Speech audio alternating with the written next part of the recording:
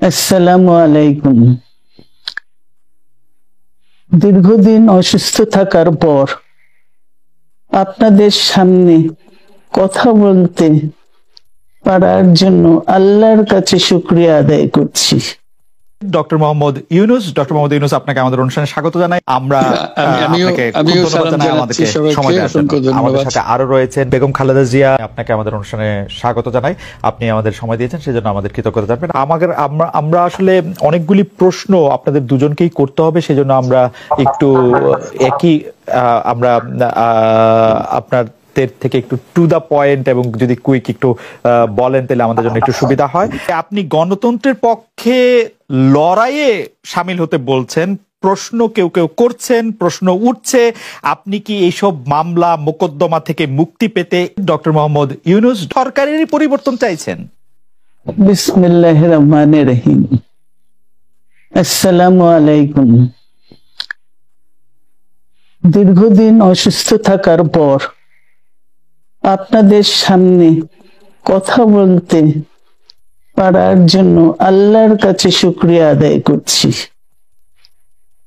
আমার কারাবন্দী অবস্থায় আপনারা আমার কারামুক্তি ও রোগ মুক্তির জন্য সংগ্রাম করেছেন, দোয়া করেছেন, সেজন্য আমি আপনাদের সকলকে ধন্যবাদ জানাচ্ছি।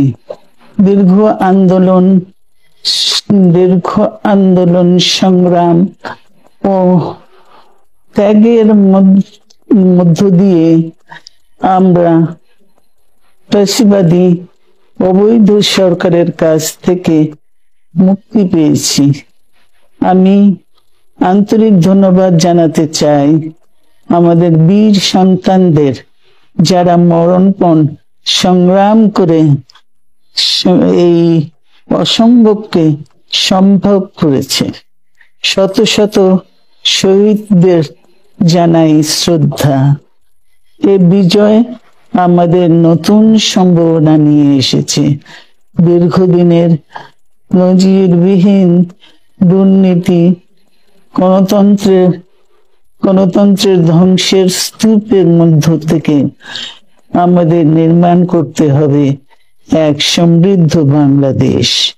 ছাত্র তরুণরাই আমাদের ভবিষ্যৎ। তরুণরা এই যে স্বপ্ন নিয়ে বুকের রক্ত ঢেলে দিয়েছে, সেই স্বপ্ন বাস্তবায়নে করতে মেধা, যোগ্যতা, জ্ঞান ভিত্তিক গণতান্ত্রিক বাংলাদেশ গড়ে তুলতে হবে। শোষণহীন সমৃদ্ধ বাংলাদেশ।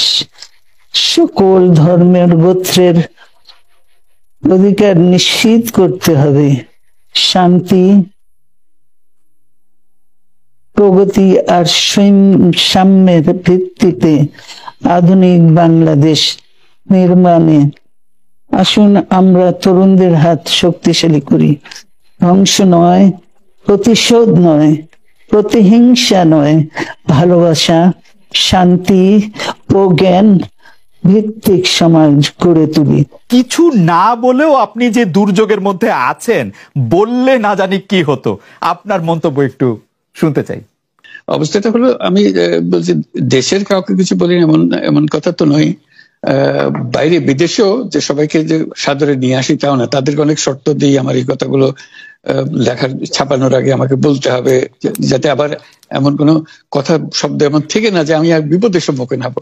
আমি শুধু বিপদ থেকে দূরে থাকার জন্য এটা করছি, কারণ আমি চারদিকে বিপদের মধ্যে আছি। আপনি যখন বলছেন যে গণতন্ত্র মানবাধিকারের পক্ষে এক কণ্ঠে কথা বলার আহ্বান আপনি জানাচ্ছেন, আপনার কাছে কি মনে হচ্ছে যে গণতন্ত্র মানবাধিকারের পক্ষে এখন বহু পক্ষ বহু কণ্ঠ, এটা আসলে এক কণ্ঠে কেউ বলতে পারছে না বা সাহস পাচ্ছে না বা বলছে না, এরকম আপনার মনে হচ্ছে কিনা? আমার মনে হচ্ছে তাই, কারণ বলতে পারছে না তো, মুখ খুলে সব গণতন্ত্রের কথা বলতে পারছে না।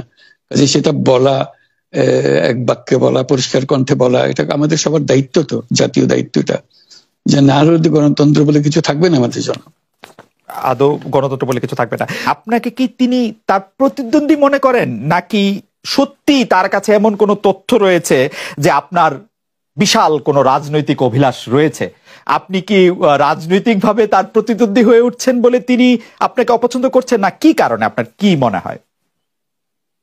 আমার মনে হয় উনি মনে করেন যে আমি দেশের সর্বোচ্চ ডাকু, সন্ত্রাসী, কিংবা আমি অপরাধী, আমি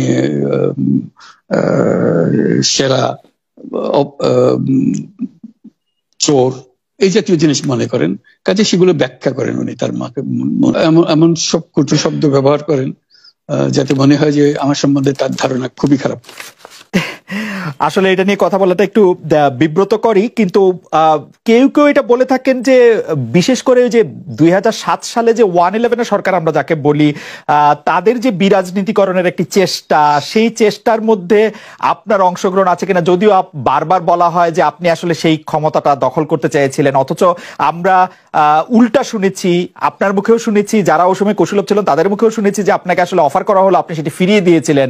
কিন্তু কেউ কেউ আবার বলে থাকেন আপনি একটা লম্বা সময়ের জন্য চেয়েছিলেন। এইটি কি একটা কোনো কারণ হতে পারে? এই ব্যাপারটি কি আমাদের দর্শকদের জন্য মানে বা ইয়েদের জন্য একটু আপনি পরিষ্কার করবেন যে আপনি আসলে রাষ্ট্রের সর্বোচ্চ ক্ষমতায় বা রাজনীতির জায়গায়, দেশ পরিচালনায়, সেগুলিতে আপনি আসলে আসতে চেয়েছিলেন কিনা, চান কিনা, বা ওই জায়গা থেকে?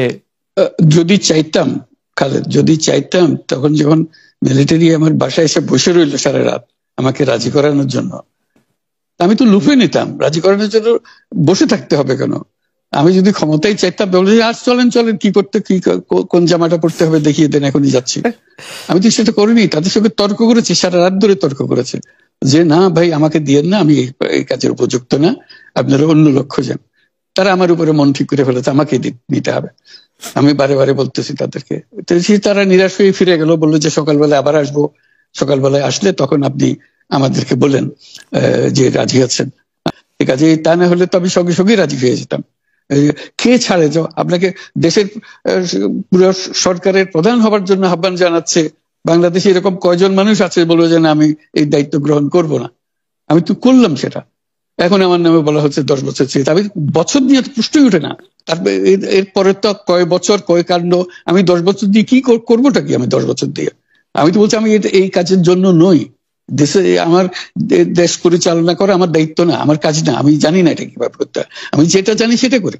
আপনার হাত দিয়ে যখন গ্রামীণ টেলিকমের প্রতিষ্ঠা হয়, তখন এর আয় থেকে আপনি গ্রামীণ ব্যাংকের সদস্যদের জন্য ব্যয় করার কথা বলেছিলেন বা ভেবেছিলেন।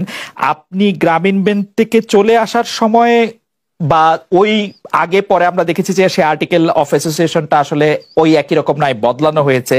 তো গ্রামীণ ব্যাংকের বা গ্রামীণ টেলিকমের এই বেনিফিশিয়ারি থেকে গ্রামীণ ব্যাংকের সদস্যদের আসলে বাদ কেন দেওয়া হয়েছে? মানে এইটার পিছনে কারণ কি? এখন গ্রামীণ টেলিকমের যে লভ্যাংশ তা কোন খাতে আসলে ব্যয় করা হয়, বা মানে যে আয়টা, মুনাফা, সেটি আসলে কিভাবে ব্যয় করা হয়? গ্রামীণ টেলিকম একটা স্বতন্ত্র প্রতিষ্ঠান। এটা কোম্পানিজ আইনের 28 সেকশন 28 দ্বারা সৃষ্ট। তার অর্থ হলো যে এটাকে আইনের ভাষায় বলে non dividend company, guaranteed by limited by guarantee. কাজে এটার কোনো মালিক নাই। কাজে মালিক যেহেতু নাই, এটা তার নিজের নিয়মে যারা গ্যারান্টি দিয়েছে, যারা গ্যারান্টির পরিমাণও খুব সীমিত, লিমিটেড বাই গ্যারান্টি, এটা 1000 টাকা। মানে যদি যত তোলপাড় হয়েও যায় কোম্পানিতে, বহু পাওনা থেকেও যায় লোকজনের, যারা এটার পরিচালনা পরিষদে আছে তাদের দায়িত্ব হবে 1000 টাকা পর্যন্ত, এর দায়ী থাকবে 1000 টাকা পর্যন্ত, এর বেশি তার দায়িত্ব থাকবে না। কাজে এত সহজ সরল একটা জিনিস। তো সেটাই হলো গ্রামীণ টেলিকম। গ্রামীণ টেলিকম তখন একবার বলেছিল যে তাদেরকে কিছু কিছু সহায়তা দেবে এটার উপায় অর্জনের কাছ থেকে। এটা তাদের নিজস্ব সিদ্ধান্ত, এটা কারো চাপারও সিদ্ধান্ত না।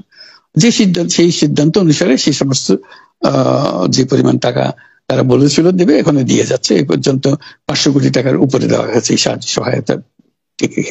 কাজে ওইটা যে আমরা বা গ্রামীণ টেলিকম এটার থেকে পৃথক হয়ে গেছে, তার যে কথা দিয়েছিল, কথা করে এটা একটা কথা দিয়েছিল, এটা পূরণ করছে না। এটা আইনগত কোনো যে আইনি বাধ্য হতে, আপনি দিতে বাধ্য হবেন এরকম কিছু ছিল না। কাজে এই ধরনের বিষয়টা এই টেলিকমের বিষয়ে বলা। গ্রামীণ ব্যাংকের আপনি যখন মানে গ্রামীণ টেলিকমটা আপনি প্রতিষ্ঠা করেন, সেই সময়ে গ্রামীণ টেলিকমের সাথে গ্রামীণ ব্যাংকের সম্পর্কের যে বিধিমালা, সেই বিধি কি আপনি যখন চলে এসেছেন গ্রামীণ ব্যাংক থেকে সেটি পরিবর্তন করা হয়েছিল? তো সেই পরিবর্তনটি মানে পরিবর্তনটির জায়গাটা যদি আমাদের একটু পরিষ্কার করতেন। পরিবর্তন ছিল যে আগে এটা নমিনেট করতে পারতো গ্রামীণ ব্যাংক, চেয়ারম্যান পদের জন্য একজন লোক নমিনেট করতে পারতো। আমরা যেহেতু গ্রামীণ ব্যাংক থেকে আমাদেরকে সরিয়ে দেওয়া হয়েছে, তখন আমরা মনে করলাম যে এটা রাখার আর দরকার নাই, গ্রামীণ টেলিকম থেকে সেই পদটা আমরা পরিষ্কার করে দিয়েছি, যেমন এটা আর দরকার নাই। এইটুকুই পরিবর্তন হয়েছে। এটা ন্যায়সঙ্গতভাবে পরিবর্তন করার ধারা অনুযায়ী যা যা করতে হয় সেটা করা হয়েছে। এতে তার ইচ্ছা বা তার কর্তব্য, তার করণীয় যে অবজেক্টিভস আছে, কোথাও পরিবর্তন হয় নাই।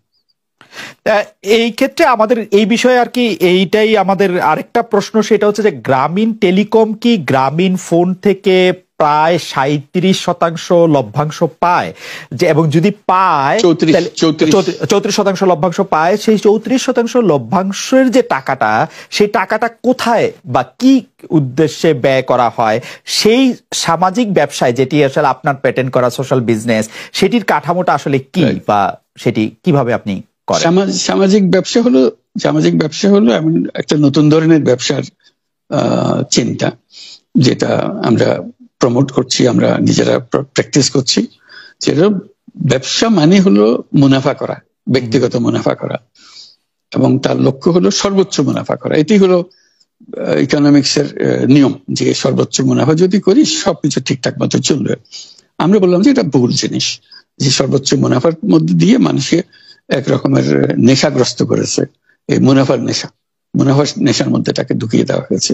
এই মানুষকে এই মুনাফার নেশাগ্রস্ত মানুষ হিসেবে এটা আমরা কল্পনা করতে পারি না। আমরা বলছি যে এটা মুনাফা সে করবে, সর্বোচ্চ মুনাফা করবে, কিন্তু অন্য ধরনের ব্যবসা আছে। ব্যবসা এখন শুধু এক প্রকারের ব্যবসা আছে, যে ব্যবসাতে শুধু মুনাফা সর্বোচ্চকরণ, এটাই নির্দিষ্ট নিয়ম। আমরা বলছি আরেক রকমের ব্যবসা, যেটা হলো মানুষের সমস্যার সমাধান করা, মুনাফার জন্য কোনো রকমের ইচ্ছা তার না থাকা, মুনাফা বিহীন ভাবে, কোনো মুনাফা, ব্যক্তিগত মুনাফা না নিয়ে শুধু সমস্যা সমাধানের জন্য ব্যবসা করা, এটাকে আমরা বলছি সামাজিক ব্যবসা। এই অর্থ দিয়ে আমরা সামাজিক ব্যবসাগুলো প্রতিষ্ঠা করছি, একটার পর একটা সামাজিক ব্যবসা প্রতিষ্ঠা করছি, যে কারণে আমরা এটার মধ্যে শরিক হয়েছিলাম। যে আমরা পুরো গ্রামীণ ফোনকে সামাজিক ব্যবসা করার চেষ্টা করেছিলাম, সেটা টেলিনরকে আমরা রাজি করাতে পারিনি। কাজে টেলিনর বলছে যে না, আমরা ব্যবসা করব। কাজে আমরা ওটা না পেরে শুধু গ্রামীণ টেলিকমকে আমরা সামাজিক ব্যবসা হিসেবে রেখেছি। এর থেকে যে মুনাফা হয়, মুনাফার সমস্ত টাকা বিভিন্ন সামাজিক ব্যবসার সৃষ্টির কাজে ব্যবহৃত, এখনো তাই হচ্ছে।